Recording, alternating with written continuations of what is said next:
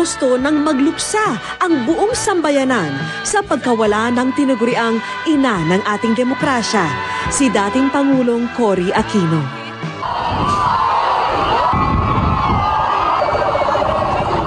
Habang maugong ang sigawan, may 4 naman na tahimik na nagseserbisyo. Sa loob ng halos 9 na oras, di sila natinag sa pagkakatayo. Si Army Private First Class Antonio Cadiente, Airman Second Class Hener Lagindam, Navy Petty Officer 3 Edgardo Rodriguez, at Police Officer Danilo Malang. Sila ang magigiting na honor guards ng yumaong Pangulo. Hindi ko na rin po inisip yung pagod kasi kung isipin mo yun, mas lalo kang mapapagod eh. So kung ano man yung pagod na dumating sa akin noon, inisip ko na lang na trabaho ko yun. 3 kaming pinipili. Yung isa si Airman Andag, hindi napili kasi maliit. Yung classmate ko naman si A2 si Diaz, kakagaling lang ng hospital. Kaya ako nang nag-volunteer na tumayo doon. Nasabi ko tuloy sa kasama ko, sana isa ako sa mag-honor guard dyan. Press pa yung pangyayari. Parang ang hirap explain pa ng mga pangyayari, sir. Kung ano yung nasa sa loobin ko pa talaga, sir. Tulad ng maraming nakapanood ng coverage yung Libing, napag-usapan na itong Fantastic Four. Umani ng kaliwat ka ng papuri ang 4 na honor guard. Binansagan pa na nga silang Fantastic Four. Nanghihinayang nga lang daw sila dahil hindi sila nabigyan ng oras na makilala ang pamilyang iniwan ng kanilang pinagsilbihan. Ito ang tahanan ng pangalawang anak ni Pangulong Cory Aquino na si Pinky. Bigyan sila ng plaques and they don't know. Can we just call our other siblings? Sure. Diba? Your kids are gonna be his playmates. Yeah, of course. Kompleto ang magkakapatid.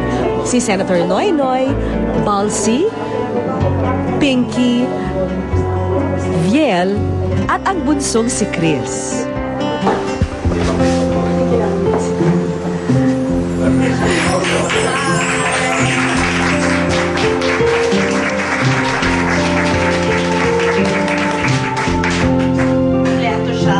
May mga personal na bit-bit din si Chris para sa lahat. Thank you. Sino yung taga-PNP ko yun, diba? Maraming pa din may crush sa'yo. Maraming salamat.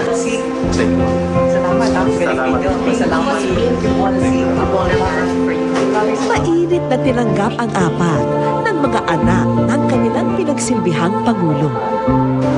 Maraming salamat po sa pagpansin nyo sa simpleng trabaho na nagawa namin na hindi namin inakala na maging ganito pala yung kalalabasan nito.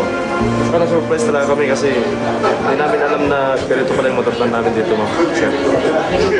Sa ngalan naman namin, nagpalapit kayo ng kasunod ng kapulisan sa taong bayan. Yes, sir. Talagang tinignan ng taong bayan na dapat hangaan sa lahat ng ginawa niyo. Maraming salamat sa inyo lahat.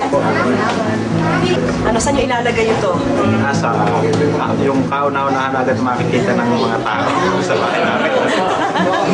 Kung maaari nga po sa labas ng pinto eh. Sa labas ng pinto kasi proud kayo dyan, di ba? Gusto ko talaga magpasalamat sa kaso. Parang sila yung Fantastic Four kasi inalagaan nila yung lola ko for 8.5 hours all the way to Manila Memorial Park. So yun, fantastic job. Hindi rin namin binigo ang isa pa nilang hiling. Isa-isang nag-alay ng dasal at pasasalamat dahil huli silang nakapagbigay ng saludo sa taong inalaya nila ng serbisyo.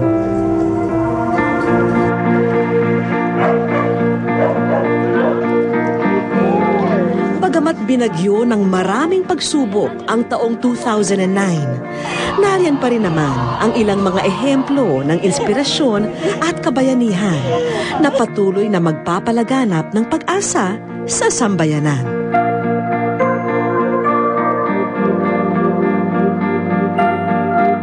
Wish ko lang Masasabi mo talaga na fan dahil ultimong pananamit ko, pati yung mga nilalagay ko sa buhok.